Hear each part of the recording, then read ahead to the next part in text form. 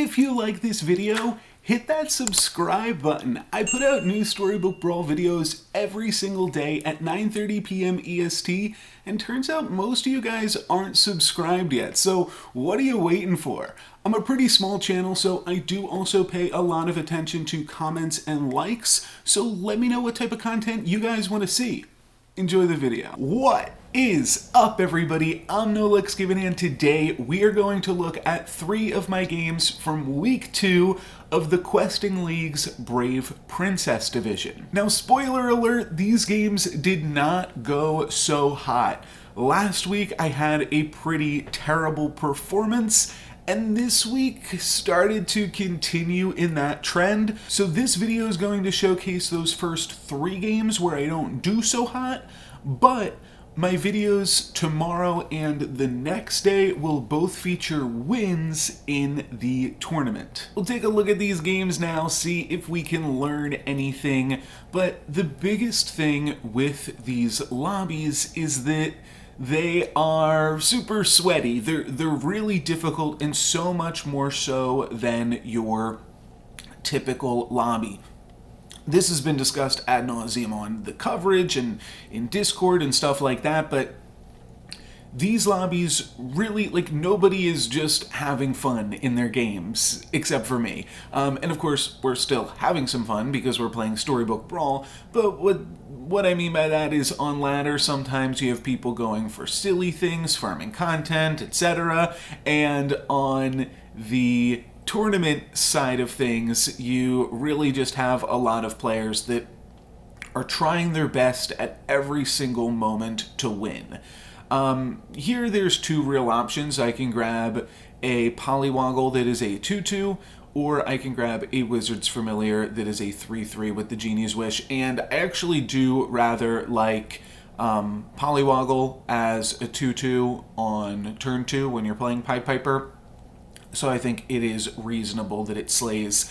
I don't think it's reasonable that we get this for glory against the Merlin, though it is a Merlin that lost their first combat, so anything is possible here. Don't really want to lock that shop. And yeah, here we see our first Humpty Dumpty, and we lose our first combat. The biggest thing that I would say about the Brave Princess League is these guys love eggs.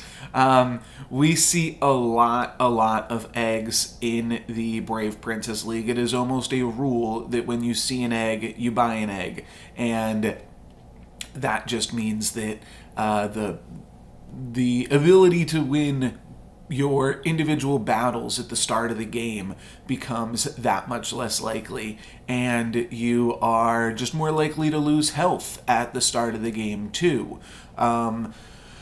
You know, they've recently buffed a bunch of heroes. We can see in this lobby it's only Horde Dragon that starts at 45 health, already down to 42. But that small amount of health winds up being like a pretty sizable buff to a bunch of different heroes. And we saw a similar thing recently, I believe, at least in Hearthstone Battlegrounds. Another really strong board from Devine with 2 frog princes already. So that is the level of stuff that we are dealing with here. Just some really powerful boards. Wonder Waddle and Pied Piper and Merlin, 3 really strong heroes down at the bottom of the lobby. So pretty funny stuff here that you wouldn't normally expect. I think here we'll take the Wretched Mummy plus the Minotaur. That seems pretty good. There's always somewhat of a consideration for 3 blind mice when you're playing Piper, but we can make a 4-attack mummy. That seems like it will be strong enough for the current times, and I'll move Polywoggle into slot 1 just to give us slightly more chances to slay with it, and then potentially pick up a 4-drop. So yeah, everybody's real strong. And that just means that you're losing more health earlier on, which, starting, like, moving into level 3 already at 32, that really puts you on the back foot going into these games. So that kind of stuff can definitely be scary. It looks like we will be able to get a slay off as long as we don't get the Polywoggle attacked. So we get the slay. We do lose the combat, though, to a black cat, so Win some, you lose some. We're going to join Wonder Waddle down on 28. But you know what? Now I've got a buffed up Greedy. Maybe that will be enough to allow me to win some combats. I'm taking a look at some of my other options here. Vampire as a 6/4 is not too terrible. And then I think I'll throw a prized pig in the last position. And that, I mean, I feel like my units are all pretty big, but you never know because your opponents can just have some really bonkers stuff. But I feel like I should win this combat, right? Don't I look strong here? We'll see. I'm not taking the baby root, but I'm also not convinced that the baby root is like better for the board right here than the prized pig. So I could see potentially cutting this unicorn, but at the same time, like, where are you really going to put a baby root in this comp? There's not too much room for it. Just the positioning would get awkward. Like, what are you trying to support? You're going to support the pig and move that to the front, or you're going to just support Vampire and Greedy and then move like the Minotaur to the front. So either way, a little bit awkward, but we get a huge win on Kuyashi here, and that, you know, that's a nice confidence booster. We do have a bunch of evil minions, so the Queen of Heart looks decent. I don't remember if I take it or not, though. I guess I'm considering that I could take, like, the white, the kitty, the queen, and cast the spell. That's fine. I guess I don't even really need to do all of those things. Like, I probably cast the spell, or I just roll. That's what I was thinking. That seems a little bit better because I don't really have the need for everything on this board. I can only play one more unit. And Wretched Mummy seems like a good unit to play. I'm going to be looking at the Black Cat, but I think I will go for the Kidnap here. Forgot to mention, too, that I decided to move my camera to the bottom of the screen here because I wanted to, I'm using the tracker. So you might see that pop up in the top right corner. So I moved myself down to the bottom right so that you might be able to see that. It would be sweet if we kidnapped Gwen's upgraded unit. That's not why I'm grabbing the kidnap here. I'm just grabbing it because I don't actually have space for the Black Cat yet, and I don't think I want to play it like over Greedy, for instance. So I think that in this instance, just grabbing the kidnap seems totally fine. And we will make some things happen with our mummy, some pretty good triggers. We don't get rid of the fannies until we've dealt with all of the dwarves, but we're decently strong regardless here, and we're finally able to get back into the lobby. And I do feel pretty strong. We can pick up a Sporko here now. That, I think, continues to increase our power level. And then probably casting this Root Worm. But this one is a little bit tricky. I guess, I don't know. We would cast the Root Worm on the there's me checking out the tracker. We could cast the Root Worm on the Vampire. I feel like that would probably be the way to go. I'm checking out, too, that there's two Peeps with a Vulture, which is definitely a way to add a lot of power to the board. But I'm going to roll past the spell, actually, and then probably pick up this Vampire double. Burning Palm also seems fine to cast on a Mummy or on a Vampire. Yeah, or on the Sporko. No, I like that better. That seems right. And then I could sell the Unicorn by a Vampire. That seems good too. And get nothing from this shop. I mess up my positioning here because I want to... I don't know. I'm just like thinking about different ways that I can order this board, and I wind up putting the Vampire in the third position, which is pretty bad. Because of this, or just in general, it means that it doesn't get a Slay, which is a little bit awkward, and our Queen of Hearts is not going to be big enough to win this battle. We're going to lose to the lobby leader, who also just bought some XP there too. So Sigismundo is doing really quite well in this lobby. This is a pig pair, so I don't hate this just as a way, like, it'll have some pretty big stats. It'll be better than greedy, so it's potentially worth playing, and then I'm able to triple it. And we get access to Crystal Ball and Sting here, and Sting, I think, is pretty good with a lot of the things that we're already doing. It's good with this Mummy. It could also just be good. Put the Vampire in position 1. Excuse me. And then they're getting use of the Sting as well. So what do we want to do here? Like, I kind of want the Choop. I also kind of want to play this Pig. So there are definitely some interesting considerations to be made here. I'm going to... I think I just put the Pig there, and then, like, do I sell the Greedy just to buy the Ride of the Valkyrie? We're playing up against the second-placed player in this lobby, so definitely worth considering to just increase the power of our board as much as possible. Taking out both the Labyrinth Minotaurs make our mummies a lot weaker, so I do want to cast this Ride of the Valkyrie just so that way they have some attack stats on them. And we shall see if we're going to be donating some gold or if this pig's going to be good. And looks like we're going to be donating some gold. My opponent has 2 huge happy little trees as Sharon, and with a Heartwood Elder there too. So this looks like we're going to be donating some gold, but it looks like we could win this one. Ooh, that hit is pretty terrible for us, and actually means that we lose. But if we had attacked... Yeah, if we were able to kill the Brave Princess there, I think that would have been big. If their Spellweaver had attacked our Queen of Hearts, then I think, yeah, we definitely have a way where we can even win that combat. So a little unfortunate, but that means we're down to 17. And sometimes, sometimes your opponents just play really well, but that's part of the thing too, is like, losing that health early on in the game, before the game really even gets started, means that once you start to stabilize, if you get unlucky and have these 50-50s that don't go your way and just lose a little bit more health, all of that stuff really, really starts to add up in a really unfortunate way.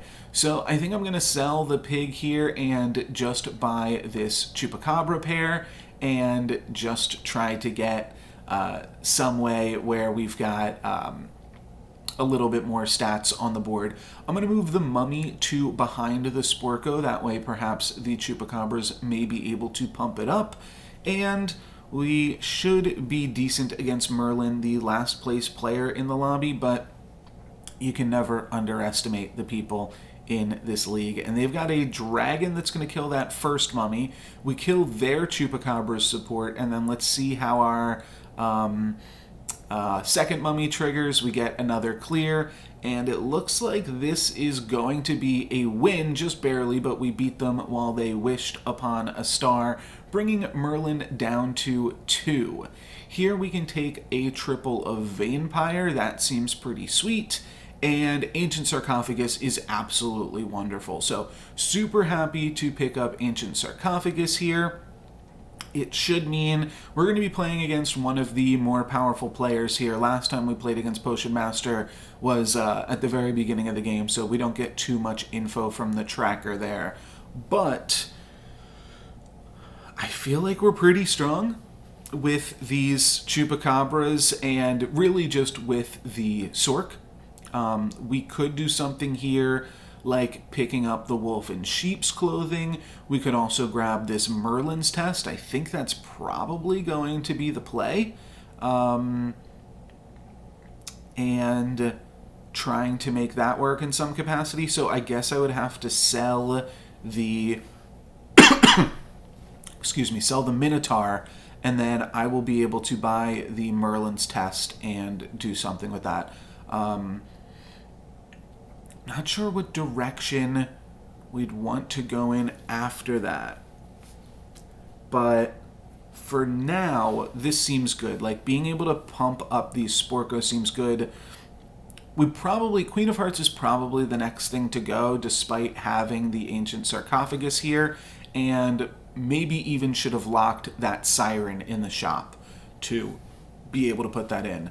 Now, Devine has double Court Wizard, and Court Wizards that are pumped up are basically unbeatable. We're not going to get like a single slay, but we are going to... I guess we did get a slay on the first thing here. These Court Wizards are just going to wipe us, though. That is the point. And Romeo dies, brings back a Juliet, and then I take 7. So that's also going to mean that we lose our Needle Nose Daggers. And I think a play here that I do like, but I'm not sure that I go for, is to take Siren, put Siren in 5, and move over the Sporkos. We also don't get to keep our Merlin's Test because we lost that combat, and now we're up against a Wonder Waddle that is running the lobby, so that is super scary. Wonder Waddle is just really good. I take a look at another Merlin's Test here. Possibly should buy it. I don't really know what I'm looking for if it's not that Siren and if it's not this Medusa, because I don't pick this up either. I guess I have I have 3 different triples. I've got Chupacabra, Sporko, and the Mummy. So here I'm potentially just looking for triples right now, and I think I am going to get, a Sporko triple. So I will sell my chickens, buy the Sporko triple. This will give us not really any great treasures. We don't have anything to reduplicate, and we don't really have anything to make use of with cash, but we'll just go ahead and pick up a Candy Rain and hope that an upgraded Sporko is good enough. But unfortunately, Holy Acheron shrinks our Sporko, and they also have an upgraded Good Boy. So I think either one of those things would have been enough to do us in, and they also have an Ancient Soul Tack to prevent us from getting these Ancient Sark triggers. You can just see how many things are landing on that Wizard's Familiar in the back there. But I barely clear anything, and my opponent hits us for 16. Also just takes out the Sporko, but an upgraded Good Boy when I'm still level 5, and I think I even bought XP. I don't remember. But they weren't level 6, that's for sure. But still with an upgraded Good Boy, just doing some huge high-rolling Wonder Waddle things is going to mean that we get a 6th place in our first game. Game 2, we're going to be playing Horde Dragon, and we are, I like Horde Dragon. It's a little bit scary, though, just because of the pace of these games, to pick a hero that doesn't actually bring a hero power. Like, there's no effect that Horde Dragon gives you in a lot of these early turns of the game. And, well, it's hard to reach level 6 in these lobbies because of just losing some health early, and then not...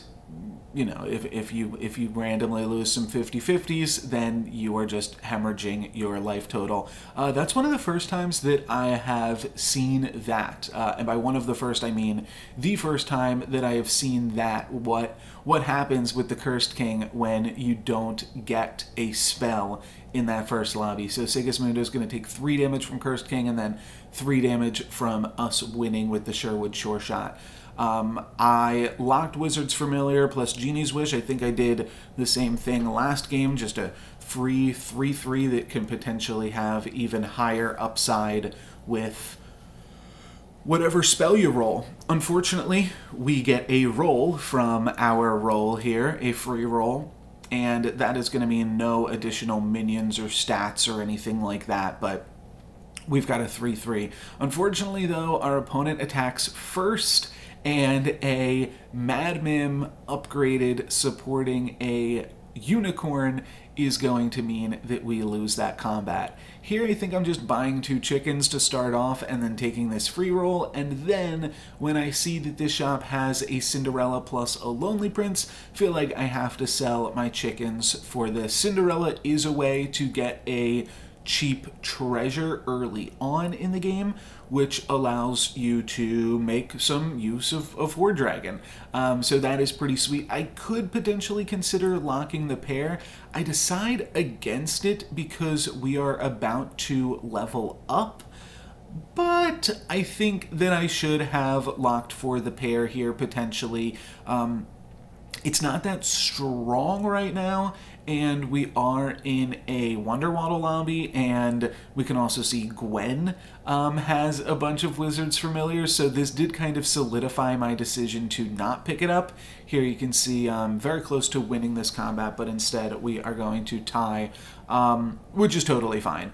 But the fact that we've got Wonder Waddle and we've got Gwen, and speaking of Wonder Waddle, just a board full of animals here is pretty funny. I do want to try to play some spells. So I think I do something here like Spellweaver plus Potion, which is pretty terrible. I think I should just pick up the... Oh, that's right. We only have 5 gold. Okay.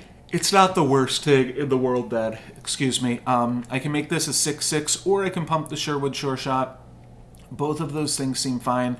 I roll because I have an extra gold. I'm not even entirely sure that I needed to roll there. But the point that I was going to make is that it's going to be hard to triple these Wizards Familiars when Gwen already has 4 of them.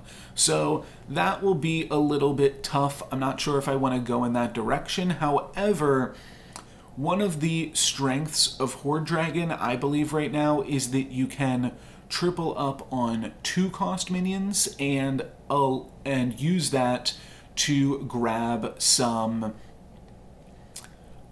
tier 3 treasures and potentially get Hat Ball early on. So you can use Horde Dragon to kind of get Hat Ball on the cheap, and that can be strong. This looks like a pretty strong shop. We've got access to a Good Witch and a For Glory. I feel like this should be enough to have us win this combat, but you never know with some of the opponents that we're playing against. It is a Geppetto, and Geppetto can definitely power spike here at this stage in the game, so it will depend. And I'm really not sure what the best configuration here. Basically, I've got one Sherwood Sure Shot that has a little bit of a buff on it, and I think it will make sense to put our bigger Sure Shot in the first position, just because 5 is kind of, it seems like a decent breakpoint that it might allow it to survive or kill something that it otherwise wouldn't be able to, like a Frog Prince. So I'm going to take this first Sure Shot, put it in slot 1 after some consideration here. Almost don't do it, but it winds up being pretty good for us here. It means that we survive this Polywoggle attack, and it means that Sherwood Sure Shot then gets to eat this Black Cat. Now, my opponent does have a Peep, and they've got 2 supports, so this is going to be a tough battle, but if we get some good hits like that, this is definitely possible, though they also have a Queen of Hearts. That Queen of Hearts is going to get pumped, and then we are not able to take it out. So we had a 1 in 3 chance at the end there, or we could have hit it instead of the Baby Root on the previous combat. Is that right? I don't remember now. But yeah. We could have hit it on either of those 2 combats, and that would have allowed us to win. But unfortunately, we lose and we take some damage. But 34 still pretty healthy for not having a hero power, and we're going to be able to make use of our hero power now.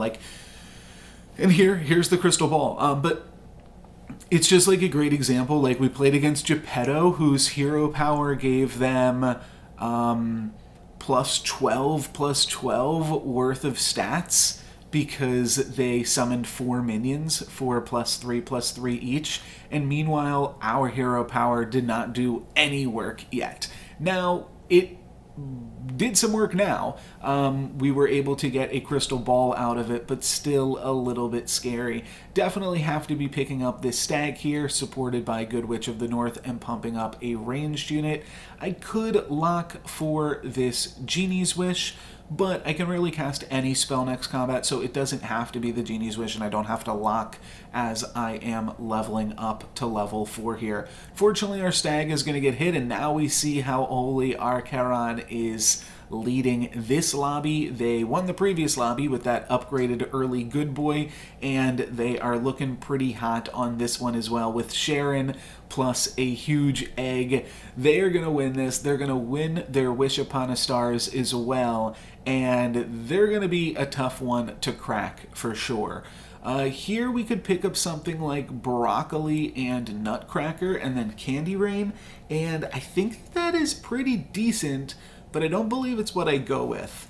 And it might be because I have this crystal ball that I get a little bit distracted, but I think I should go for it. However, I think it does wind up working out pretty well. We roll into Court Wizard plus Candy Rain, so now I just have to sell one of my units here. It's probably this Good Witch of the North because I don't want to sell any of my princesses and princes.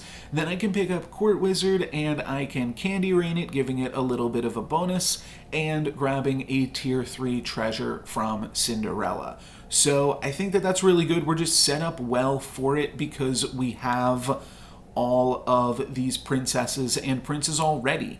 So that's pretty sweet. And I see a Telltale Quiver, which I think is really awesome here because I have 3 ranged units. So 3 different 8 attack ranged units. I feel pretty strong right now. We're going to pop in Cinderella over the Frog Prince so that way we can potentially deal more damage should it survive. That doesn't seem like it will be super relevant, but this board does seem really strong. We'll have the stag that will be able to pump up the Court Wizard, and then we've got 3 different ways to trigger the Court Wizard. So there we go. We're going to deny the Polywoggle and get a hit onto our Nutcracker, and then we're going to get our first Court Wizard trigger here, and then Nutcracker's going to die, and Court Wizard might not get a second trigger. No, it gets pretty targeted by these sheep, but it looks like our board is going to be strong enough to take down Sigismundo. Hit them for 8. We're still at 25, so I am feeling pretty good here, really. I think that we're pretty powerful. We're about to play against Fates, who is in last place in the lobby, so I feel good about that because it probably means they don't have anything together. Excuse me. Fates is pretty similar to Horde Dragon in that they take a lot of extra damage early and don't really have a hero power, and then we find another Lonely Prince, and we're able to grab a tier 3 treasure. The Helm could be cute for the Nutcracker. It would allow us to easily grab a tier 5 treasure, but if the Nutcracker gives us a tier 5 treasure, with this treasure map, we'll be able to grab a tier 7 treasure. So that seems really sweet to me too, and we are going to grab the treasure map for that purpose. And I think that that could be really strong.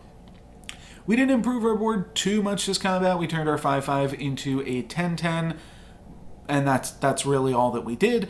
But I think that we are still pretty strong. We were strong enough last turn, so we should be able to win another one and take Divination out of this. Let's see. Court Wizard's going to get its first trigger, and then my stag is going to be able to attack and pump up the Court Wizard. Then we get a little bit more triggers onto the Nutcracker, and Court Wizard is able to clear some things.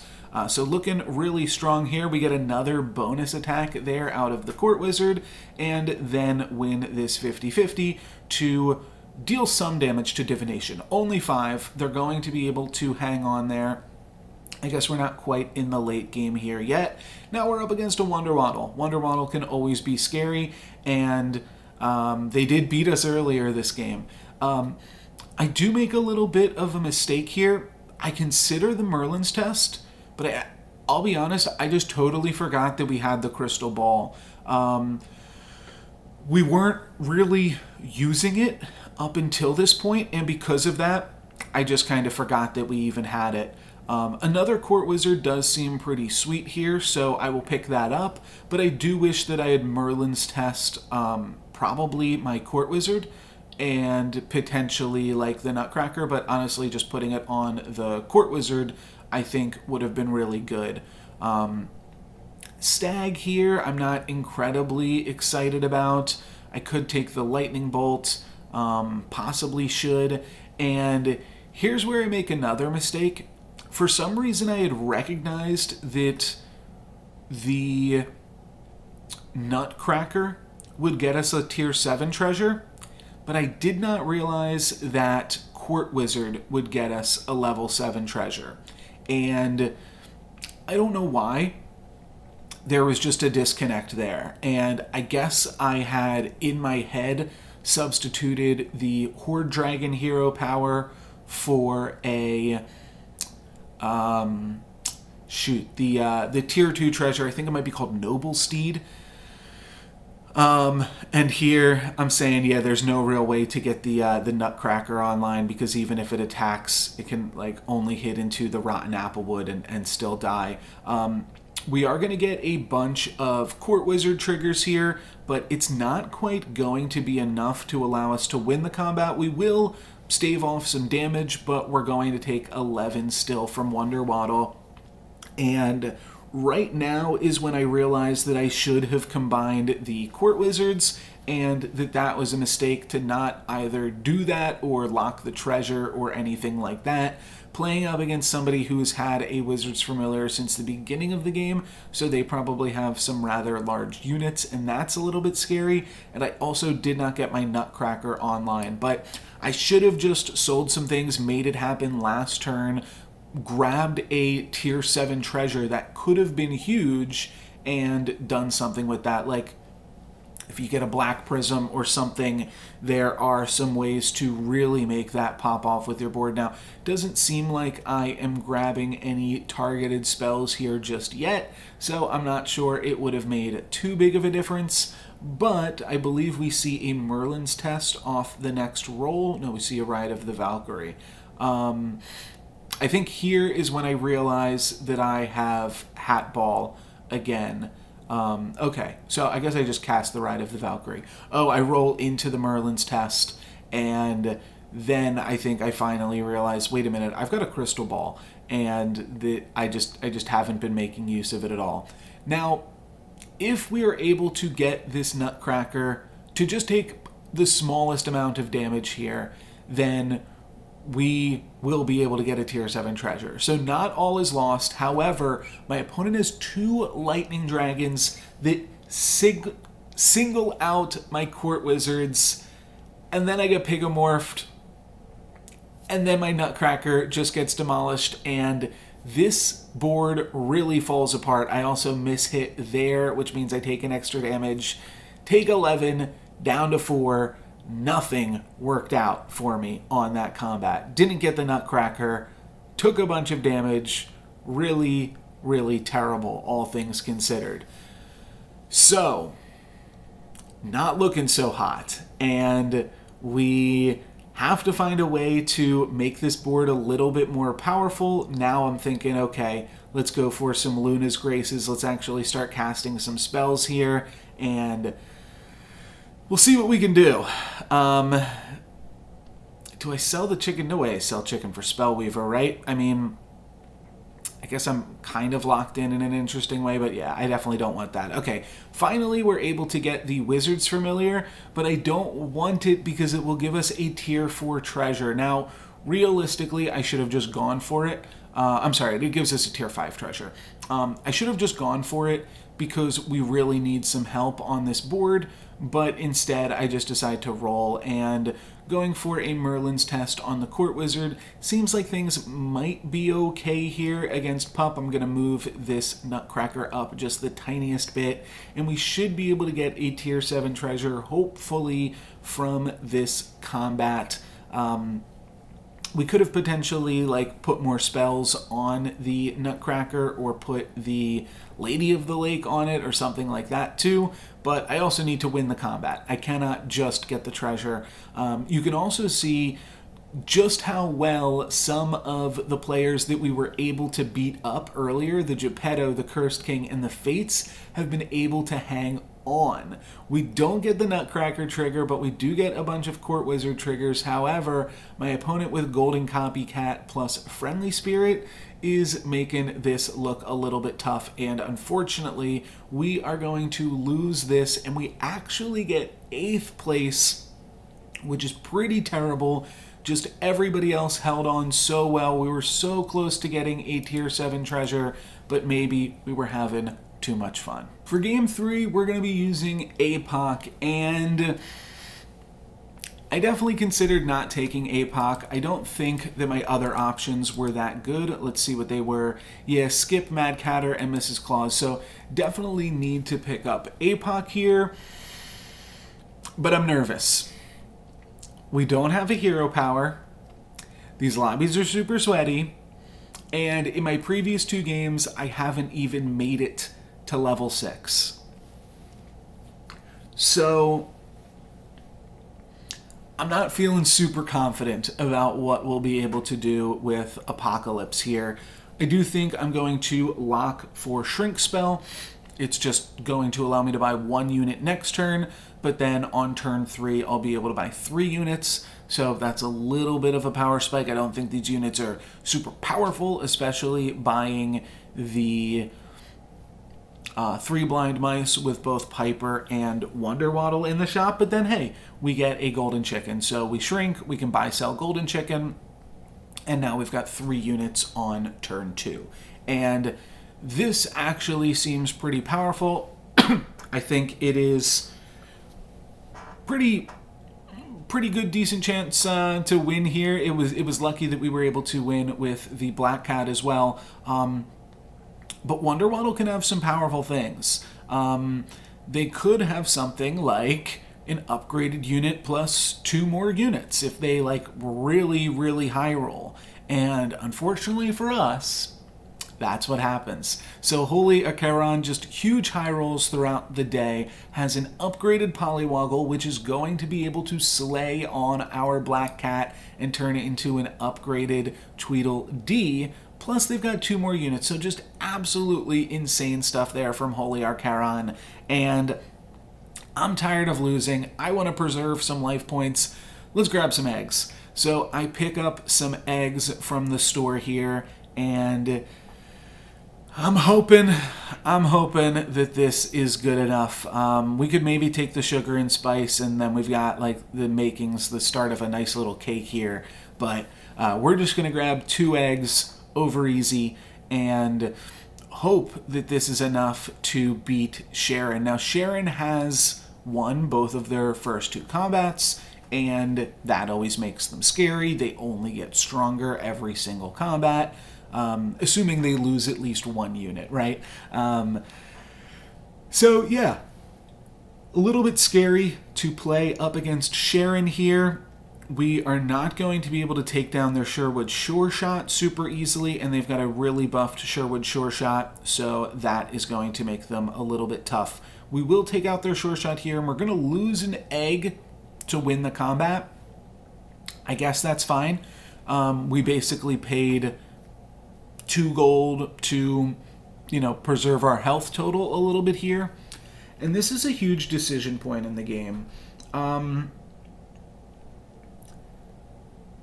It has to be a mistake to just wish upon a star here. However, my opponent has also lost twice, and I have an egg, so there is a chance that an egg can just carry. And I think it is a gamble, but there is a chance that it could work out really well.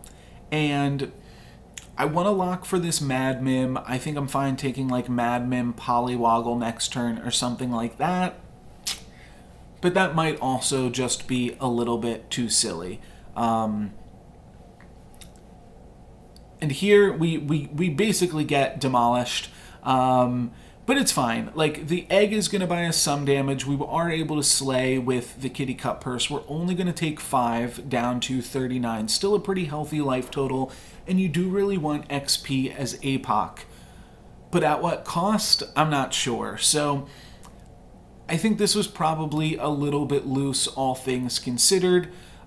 Here we probably just buy these last 2 units and like sell off our mouse as well, but this also seems fine. I am just going to hang on to the Polywoggle, come to think of it, because we're almost level 4. No, you know what? Yeah, I do actually wind up... Excuse me. I do wind up reverting the Polywoggle back into the first position. The reason is we give our opponents 1 more turn to grow. It just seems even more likely that the Polywoggle will be unable to slay, and I'd rather just have a tier 4 minion than to wait and just be stuck with a Polywoggle. So let's go ahead and switch the position here, put Polywoggle in 1, and there is some argument for potentially locking like the Minotaur and the Mummy would be decent with what we've currently got going on the board. However, we're about to hit level 4, so I don't for that reason, but it could have been correct to do so. The Awakened Princess seems like it's going to be really tough to take down. We could get a Slay here, though. So that's sweet. Apologies for the yawning. Just trying to catch my breath.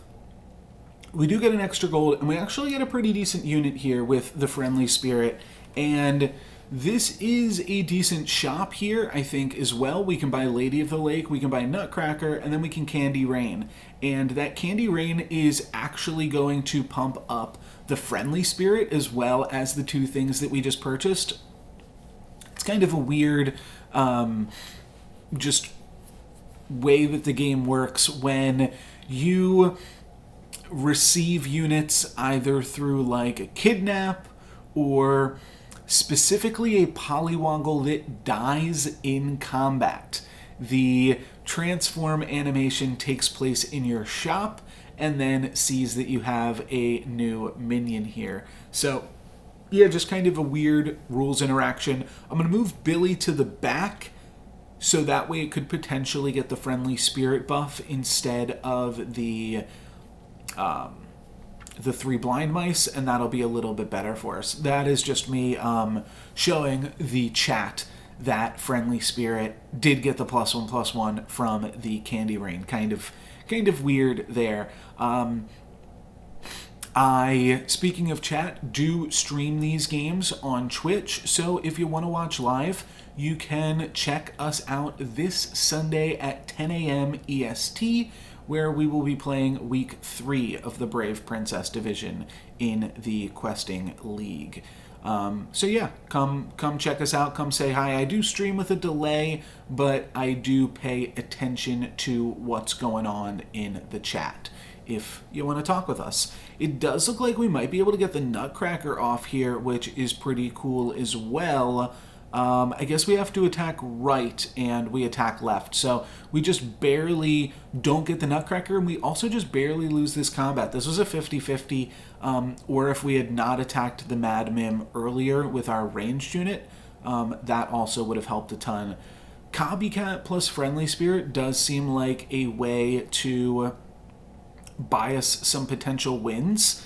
I think that looks pretty sweet here. Let's see what we have to do to make that work. Also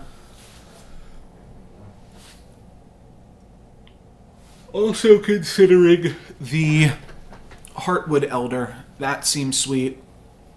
I don't think I want to pick up the 3 blind mice though, just because there are other animal players in this lobby. I'm just kind of trying to think of what some good directions are for this board, and I wouldn't hate if the Mad Mim was supporting the Copycat, so that is definitely something that I'm considering here, and then I'm just going to take the Friendly Chicken and roll. I don't really care about any of those doubles, and I feel confident enough that I also take this for glory, but we are playing against the 2nd place person in the lobby, so maybe that is a little bit optimistic, to say the least. And they're looking decently strong. One thing that is pretty good about Fallen Angel is it'll give your tokens +2/+2. It's no Geppetto, but it is still pretty strong nonetheless. It looks like we will get our Nutcracker trigger here, but I don't believe we're going to be getting our For Glory trigger. Let's see. Yeah. There's no way that we're able to win this combat. So we're going to take 7 here, drop down to 20, but we get a 4-cost treasure, and that is going to give us. I guess I could take a Summoning Portal. Summoning Portal works pretty well with some of the things that APOC might do if you wind up just rolling into a pumpkin comp or something like that. Reduplicator gives us an extra 1/1. Summoning Portal gives us an extra +1/+1 on that same 1/1. So none of these treasures providing a super large impact. It's mostly just that the Nutcracker doubled in stats. That's really all that we got here from that upgrade. And honestly, that's fine. That's something. And happy enough to take that.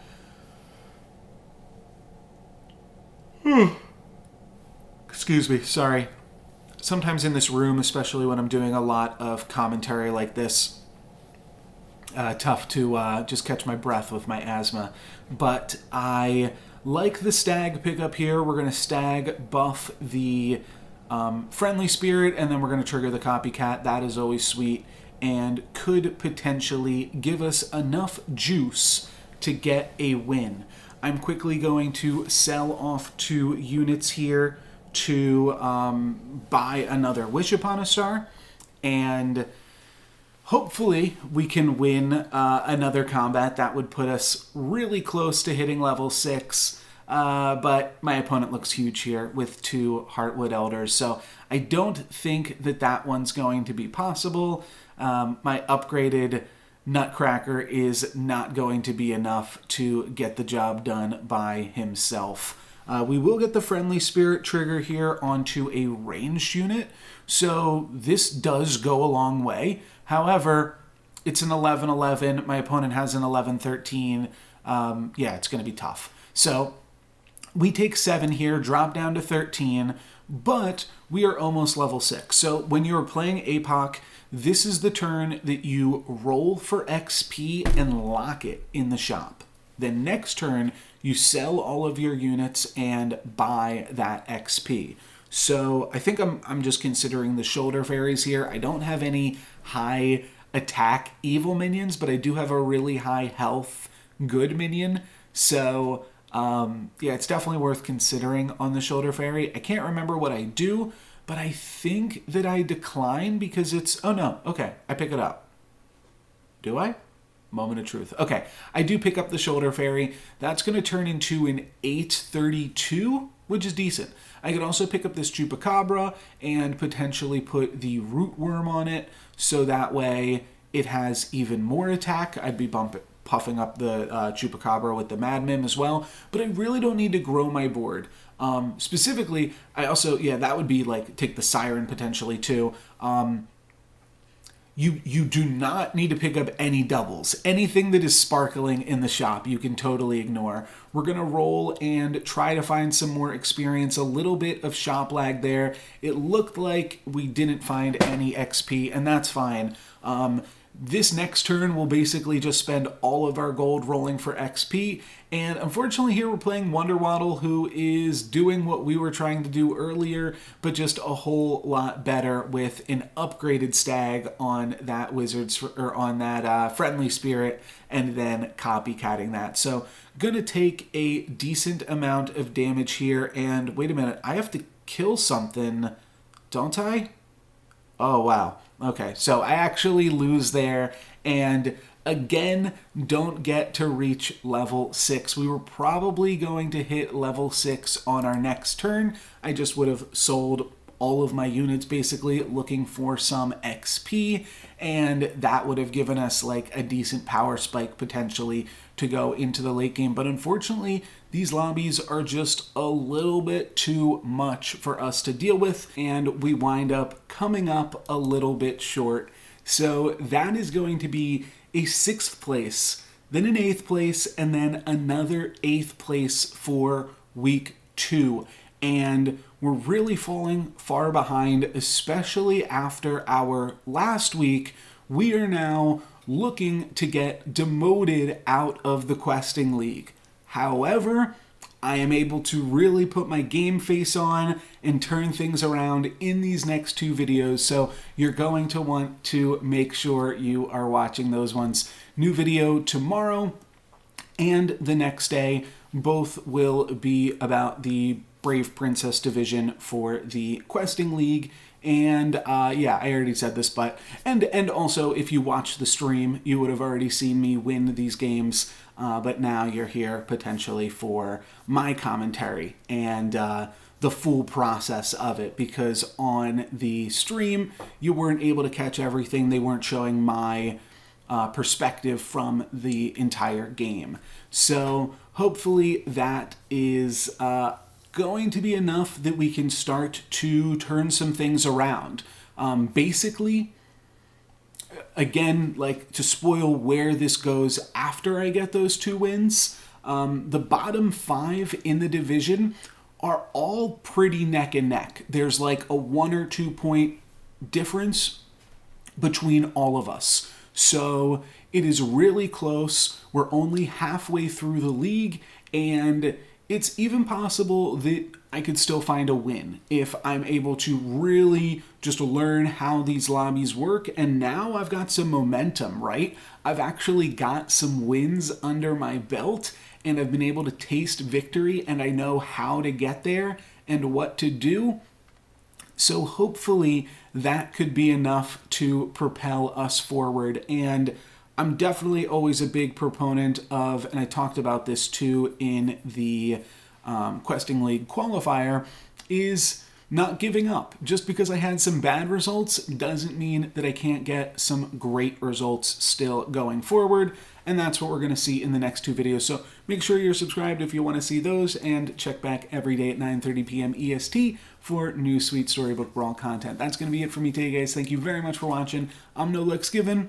Peace.